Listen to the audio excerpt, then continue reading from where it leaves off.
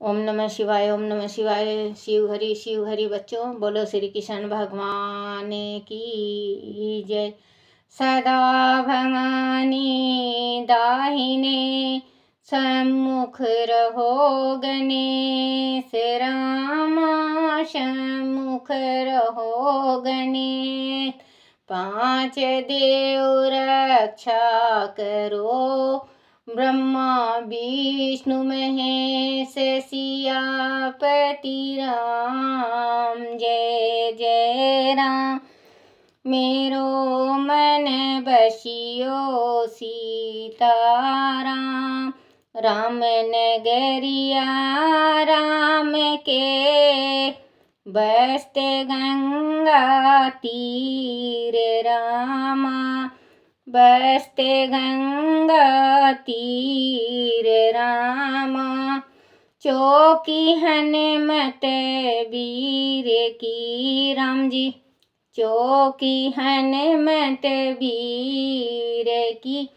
बोलो सियापति रामचंद्र भगवान की जय, गणेश भगवान की जय, शिव पार्वती की जय, अपने अपने माता पिता की जय, अपने अपने गुरुदेव महाराज की जय। शिव पुराण की जय। शिव पुराण में मैना और हिमालय की बातचीत, पार्वती तथा हिमावन के सपन तथा भगवान शिव से मंगल ग्रह की उत्पत्ति का प्रसंग। बोलो शिव पार्वती की जय। ब्रह्मा जी कहते हैं, नारद, जब तुम स्वर्ग लोक को चले गए तब से कुछ काल और व्यतीत हो जाने पर एक दिन मैना ने हिमावन के निकट जाकर उन्हें प्रणाम किया। फिर खड़ी हो वह गिरी कामनी मैना अपने पति से विनय पूर्वक बोली। मैना ने कहा, प्राणनाथ, उस दिन नारद मुनि ने जो बात कही थी उसको स्त्री स्वभाव के कारण मैंने अच्छी तरह नहीं समझा। मेरी तो यह प्रार्थना है कि आप कन्या का विवाह किसी सुंदर वर के साथ कर दीजिए। वह विवाह स्वार्थ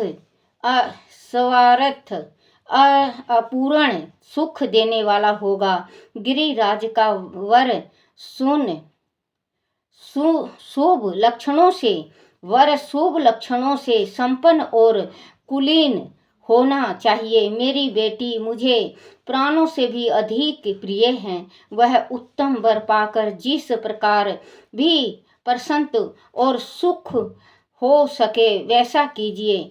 मैना कह रही हैं अपने पति से कि मैं स्त्री जाति हूँ। मेरे प्राणनाथ हिमालय से कह रही हैं कि हे मेरे प्राणनाथ, मैं स्त्री जाति हूँ। मुझे समझ में नहीं आया कि उस दिन जो नारद ऋषि कह के गए, मेरे कुछ पल्ले नहीं पड़ा है। मैं नहीं मानती कि मेरी बेटी का कोई गरीब इंसान के साथ शादी करो, भूखा नंगा के साथ। आप अच्छा वर देख के आप शादी कर दो, मेरी बेटी वहाँ सुखी रहेगी। क्योंकि अगर आप भूखा नंगा देखोगे तो और भूखा नंगा क्या मेरी बेटी को खिलाएगा और क्या खाएगा। क्योंकि माँ है, माँ का मन नहीं मानता। माँ अपनी बेटी को, हर एक माँ की ये इच्छा होती है कि मैं अपनी बेटी को सुखी से सुखी जगह ब्याऊं। वो उसकी तकदीर में होता है। देखो बच्चों, ये मन से आप भेम निकाल दिया करो कि आप गरीब घर में, कोई कहता है मैं अपनी बेटी को गरीब घर में नहीं दूंगा या नहीं दूंगी, तो ये मन से भ्रम निकाल दो। क्योंकि अगर बच्चों आपकी बेटी की तकदीर में गरीब होना है तो चाहे कितना भी राजा हो वो गरीब हो जाएगा, और आपकी बेटी की तकदीर में सुख पाना हो और रानी बनना हो तो चाहे वो कितना भी गरीब हो राजा बन जाएगा। क्योंकि ये बेटी की तकदीर, जिस टाइम शादी होती है उस टाइम कोई ऐसा शुभ नक्षत्र होता है लड़की के जीवन में जो वो लक्ष्मी बन जाती हैं। और कभी कभी ऐसा नक्षत्र आ जाता है जो लक्ष्मी से कुलक्ष्मी, एक लक्ष्मी होती है बेटा और एक कुलक्ष्मी होती है, जो कुलक्ष्मी हो जाता है। तो आपको बच्चों देख के ताक के शादी हर एक माँ बाप करते हैं, हम भी करेंगे, हम भी आगे करे भी हैं। तो बच्चों आप जैसे बेटी की शादी करते हो और लड़का कमा रहा है, गरीब घर है, तो आप ये मत सोचो कि बस लड़का लड़का कमा रहा है। हो सकता है वो लड़का राजा बना के एक दिन आपकी बेटी को रानी बना के बिठा दे। तो माँ पार्वती के वास्ते चिंता कर रही हैं मैना कि मुझे इनके जो ये नारद जी कहे हैं, मेरे पल्ले कुछ भी नहीं पड़ा है मेरे प्राणनाथ। आप मेरी बेटी का अच्छा सा घर वर देखो और आप शादी कर दो उनका। शुभ लक्षणों से संपन्न और कुलीन, देखो माँ कह रही हैं, मैना कह रही हैं, शुभ लक्षणों से संपन्न और कुलीन होना चाहिए मेरी बेटी, मुझे प्राणों से भी अधिक प्रिय है। वह उत्तम वर पाकर जिस प्रकार भी प्रसन्न और सुखी हो, उसे वैसा कीजिए। आपको मेरा नमस्कार है। ऐसा कहकर मैना अपने पति के चरणों में गिर पड़ी। उस समय उनके मुख पर आंसुओं की धार बह रही थी। प्रज्ञान शिरोमणि हिमालय ने उन्हें उठाया और यथावत समझाना आरंभ किया। हिमालय बोले, देवी मैना, मैं अर्थात और तत्वों की बात बताता हूँ, सुनो। भ्रम छोड़ो, मुनि की बात कभी झूठी नहीं हो सकती। आदि बेटी पर तुम्हें स्नेह है तो उन्हें सदर शिक्षा दो कि वह भक्ति पूर्वक शीतल चित्त से भगवान शंकर के लिए तप करे। क्योंकि इनको मालूम है शंकर भगवान वरदानी है, शंकर भगवान के पास किसी चीज की कमी नहीं है। अगर शंकर भगवान के पास ब्याही जाती है मेरी बेटी तो चारों तरफ से सुखी रहेगी। क्योंकि ये तो एक रात में कई खरबों के मालिक बना देते हैं शिव शंकर भगवान। ये अपनी पत्नी को समझाते हैं, कहते हैं आप अपनी बेटी से अगर प्रेम करती है तो अपनी बेटी को अच्छी ज्ञान दो, जो शिव शंकर भगवान का तप करे और शिव शंकर को ब्याही जाए। अपनी मैना पत्नी से ये सलाह मशवरा कर रहे हैं। मैना के चित्त से भगवान शंकर के लिए तप करे। मैना के आदि भगवान शिव प्रसन्न होकर काली का पानी ग्रहण कर लेते हैं तो सब शुभ ही शुभ होगा। नारद जी का बताया हुआ अमंगल या अशुभ नष्ट हो जाएगा। कह रहे हैं कि जो नारद जी बताए हैं कि मेरी बेटी को भूखा नंगा और गरीब मिलेगा और शमशानवासी मिलेगा, तो मेरी बेटी को वो मिलना ही मिलना है। वे आप मैना, आप कुछ भी कितना भी तरकीब कर लो, तो आप अपनी बेटी को शिव भगवान के व्रत का और पाठ का और पूजा का तप का ये ज्ञान दो जो शिव मंगल वो शिव को प्राप्त हो और जो अमंगल है वो शुभ में बदल जाए, जो अशुभ नष्ट हो जाएगा। जो मतलब अमंगल है वो अशुभ भी नष्ट हो जाएगा। शिव शंकर भगवान को ब्याही गई तो अशुभ नष्ट हो जाएगा। शिव के समीप सारे अमंगल सदा मंगल रूप हो जाते हैं। देखो बच्चों, मंगल हो जाते हैं। इसीलिए तुम पुत्री को शिव की प्राप्ति के लिए तपस्या करने की शीघ्र शिक्षा दो। ब्रह्मा जी कहते हैं, नारद, हिमावन की यह बात सुनकर मैना को बड़ी प्रसन्नता हुई। वह तपस्या में रुचि उत्पन्न करने के लिए पुत्री को उपदेश देने के निमित्त उसके पास गई, परंतु बेटी के सुकुमार अंग पर दृष्टिपात करके मैना के मन में बड़ी व्यथा हुई। उनके दोनों नेत्र में तुरंत आंसू भर आए। फिर तो मैना हिमालय ने कहा अपनी पत्नी मैना से कि आप अपनी पुत्री को शिक्षा दो कि वो तप करे और शिव जी को प्राप्त करें। तो मैना गई, खुश होके गई। कि मैं अपनी पुत्री को शिक्षा दूंगी। और जाके उनका कोमल शरीर, क्योंकि राजमहल में पली हुई सुकुमार शरीर अब वन में जाके तप करेंगी, वो माँ सोच के उनका हृदय कांप जाता है और आंखों में आंसू भर जाता है उनके कि मेरी बेटी राजकुमारी कैसे वन में तप करेंगी और कैसे शिव जी को मतलब प्राप्त करेंगी। मेरी बेटी तो सदा राज में पली हुई हैं। गिरी प्रिय मैं अपनी पुत्री को उपदेश देने की शक्ति नहीं रह गई। अपनी माता की उस चेष्टा को पार्वती जी शीघ्र ही ताड़ गई। तब समझ गई, मतलब जो समझदार बेटी होती हैं वो माँ का टेंशन, अगर माँ टेंशन कर ले तो बेटी तुरंत समझ जाती हैं कि मेरी माँ को इस वजह से आज टेंशन है। जो समझदार बेटी है, और जो नालायक बेटी है वो समझ के भी अपनी माँ की तकलीफ को नहीं समझती।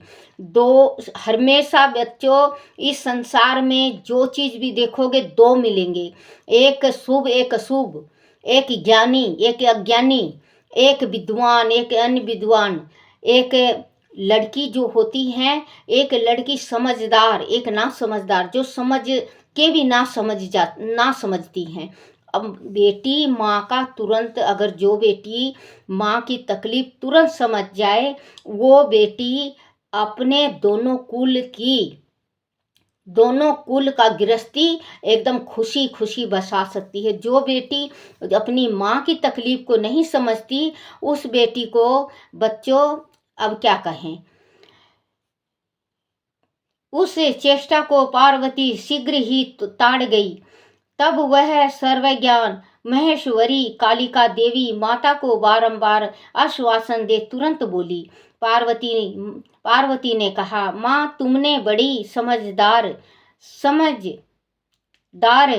हो, मेरी यह बात सुनो। आज पिछली रात्रि के समय ब्रह्म मुहूर्त में मैंने एक सपन देखा है, उसे बताती हूँ। माताजी, सपन में एक दयालु एवं तपस्वी ब्राह्मण ने मुझे शिव की प्रसन्नता के लिए उत्तम तपस्या करने का प्रसन्न पूर्वक उपदेश दिया है। नारद यह सुनकर मैना का करने प्रसन्न पूर्वक उपदेश दिया है। नारद यह सुनकर मेनका ने शीघ्र अपने पति को बुलाया और पुत्री के देखे हुए सपन को पूर्ववत कहा सुनाया। मेनका के मुख से पुत्री के सपन को सुनकर गिरिराज हिमालय बड़े प्रसन्न हुए और अपनी प्रिय पत्नी को समझाते हुए बोले। गिरिजा ने कहा, प्रिय, पिछली रात मैंने भी एक सपन देखा है, मैं आदर पूर्वक उसे बताता हूँ, तुम प्रेम पूर्वक उसे सुनो। एक बड़े उत्तम, हम कहते हैं ना बच्चों की सपना सही नहीं होता। अपन सपना देखते हैं, कभी कभी हम सपने बताने लगते हैं तो कोई ये कहता है तेरा सपना तो रामायण है, तेरा सपना में तो ये है, तेरा सपना में तो वो है। अगर सपने में बच्चों शिव जी आपको दिखते हैं तो आप ये समझ लो कि हमें शिव जी अपने पूजा पाठ के वास्ते दिख रहे हैं और हमें ज्ञान दे रहे हैं, हमें भक्ति मिल रही है। जो शिव जी का दर्शन होता है सपने में तो आपको भक्ति की दर्शन होती है, सच्चा मार्ग का दर्शन होता है। और शिव जी शुभ करते हैं। जो सोचते हो आप, जो सोचा है आपका कार्य नहीं बन रहा है, वो कार्य बिगड़ रहा है और आपको सपने में शिव जी देख गए तो आप ये सोच लो कि 41 दिन में आपका वो कार्य बनना ही बनना है, क्योंकि शिव खुद अपने कृपा से आपको दर्शन दिए हैं। उसे बताता हूँ, तुम प्रेम पूर्वक उसे सुनो। एक बड़े उत्तम तपस्वी थे। नारद जी ने वर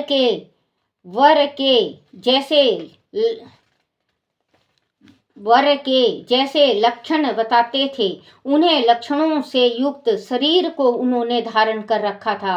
वह बड़ी प्रसन्नता के साथ मेरे नगर के निकट तपस्या करने के लिए आए। उन्हें देखकर मुझे बड़ा हर्ष हुआ और मैं अपनी पुत्री को साथ लेकर उनके पास गया। उस समय मुझे ज्ञात हुआ कि नारद जी के बताए हुए वर भगवान शंभु ये ही हैं। तब मैंने उन्हें तपस्या की सेवा के लिए अपनी पुत्री को, देखो ये अपने सपना बता रहे हैं कि मुझे सपना में जो दिखा है वो मैं बता रहा हूँ कि मुझे सपने में जो एक वो दिखे ऋषि, तो मैं उस ऋषि के मतलब देख के मुझे नारद का ख्याल आया कि नारद ने बताया कि तपस्वी हैं, तो मैं अपनी पुत्री को तपस्वी की सेवा के लिए अपनी पुत्री को उपदेश देकर उनसे भी प्रार्थना की कि यह इसकी सेवा स्वीकार करे, परंतु उस समय उन्होंने मेरी बात नहीं मानी। इतने में ही वहाँ संख्याएं और वेदांत के अनुसार बहुत बड़ा विवाद छिड़ गया। उत उत उत उद उदंतर उनकी आज्ञा से मेरी बेटी वहीं रह गई और अपने हृदय में उनकी कामना रखकर भक्ति पूर्वक उनकी सेवा करने लगी। सुमुखी, यही मेरा देखा हुआ सपन है जिसे मैंने तुम्हें बता दिया। अंत प्रिय, मैंने कुछ काल तक इस सपन के फल की प्रतीक्षा करनी चाहिए। इसे समय वही उचित जान पड़ता है। ये कह रहे हैं कि ये जो सपना दिखा है तो कुछ साल कुछ महीने के वास्ते हमें इसका प्रतीक्षा करना चाहिए कि यहाँ पे जो सपना मैंने देखा है, जो सन्यासी बाबा आए हुए हैं तब कर रहे हैं, मैं अपनी पुत्री को दे के आया हूँ, तो हम कुछ दिन के वास्ते ये सपना को ये देखते हैं कि यहाँ पे कोई साधु महात्मा आके तपस्या कर रहे हैं या नहीं चाहिए। इस समय यही उचित जान पड़ता है, तुम निश्चित समझो, यह मेरा विचार है। ब्रह्मा जी कहते हैं, मुनीश्वर नारद ऐसे कहकर गिरिराज हिमालय और मैना का शुद्ध हृदय से उन्हें सपने के फल की परीक्षा एवं प्रतीक्षा करने लगे।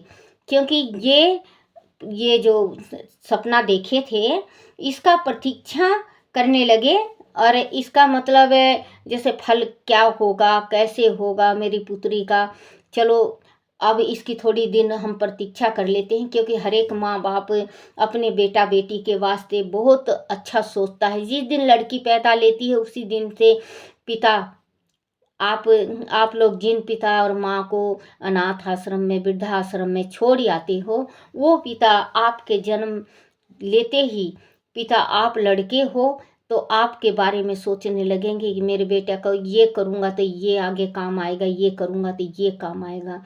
और अगर पुत्री हो आप, तो माँ और बाप ये सोचते हैं कि मेरी बेटी का मैं शादी ऐसे करूँगा, ऐसा घर देखूँगा, ऐसा वर देखूँगा, ऐसे सारे परिवार को बुलाऊँगा। क्योंकि सपना, जिस टाइम आप धरती पे गिर के रोने लगते हो उस टाइम उनके दिल में सपना, वो अपना सपना सजोने लगते हैं, सपना बुनने लगते हैं।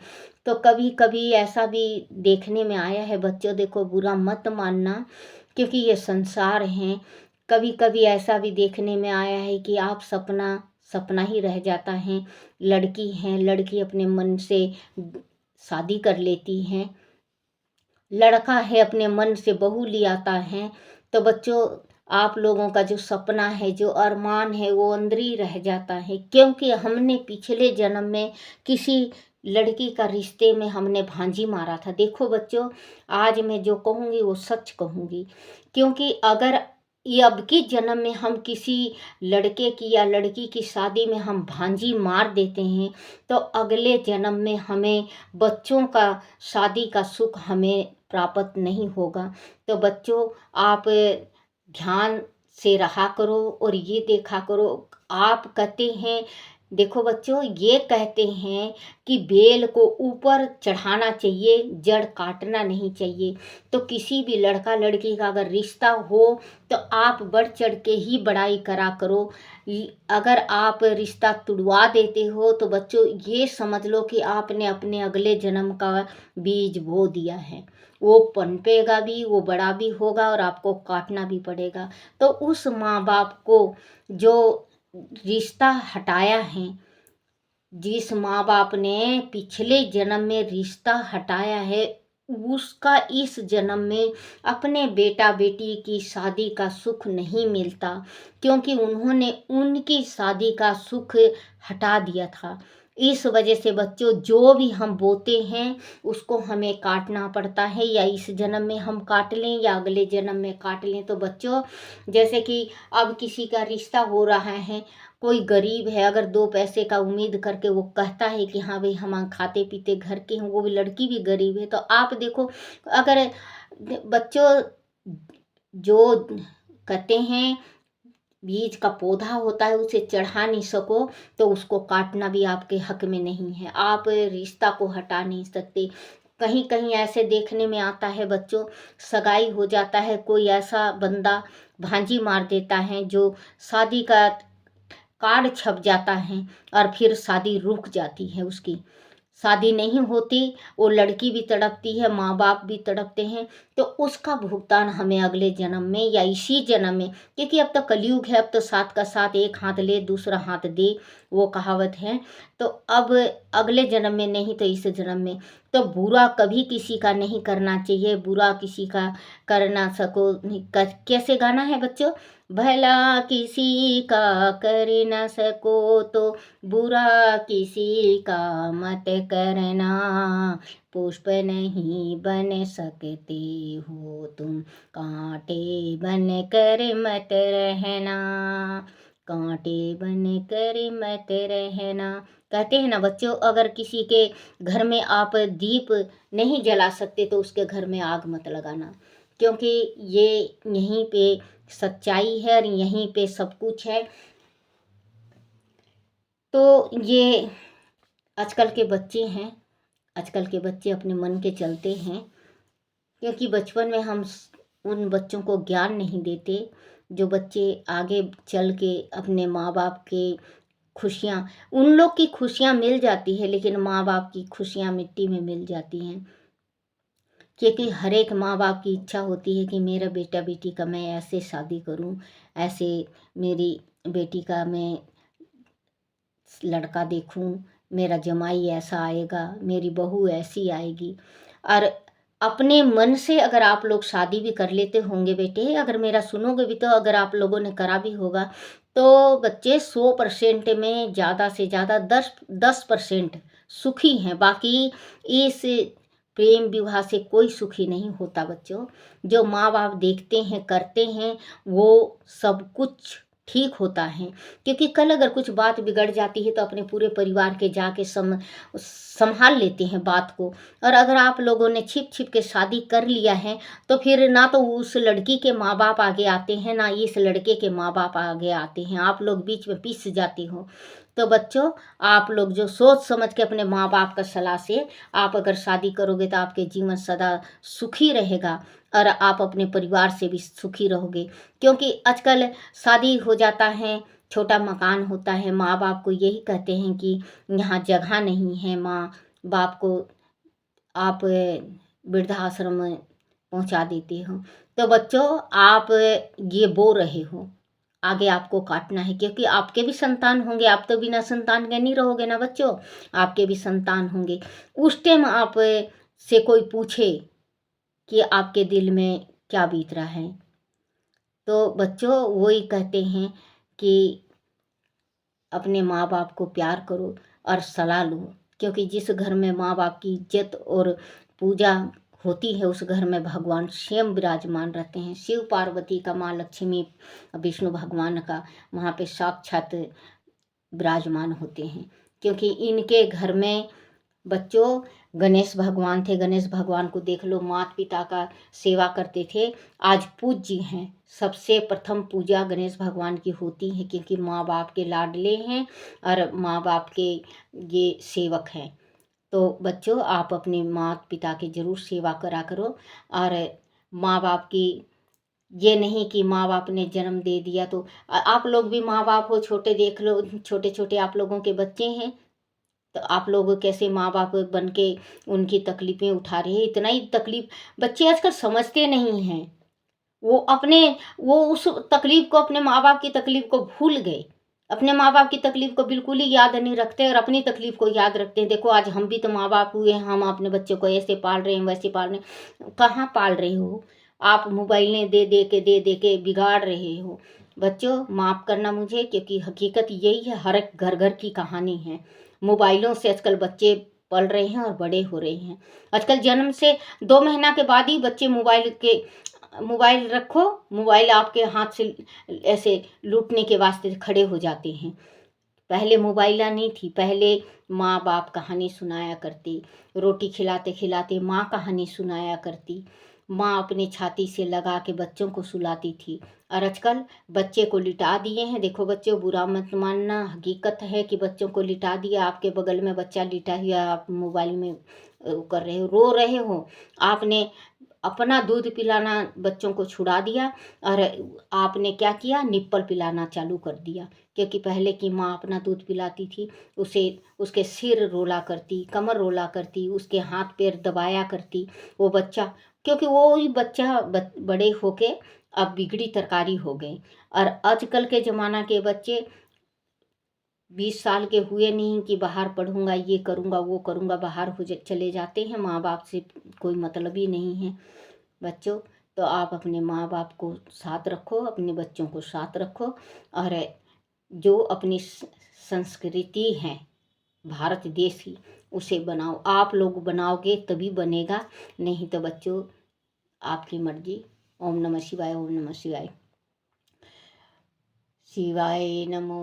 ओम नमः शिवाय, ओम नमः शिवाय, ओम नमः शिवाय बाबा, ओम नमः शिवाय, ओम नमः शिवाय भोले, ओम नमः शिवाय। शिवाय नमो, शिवाय नमो, शिवाय नमो, शिवाय नमो। ओम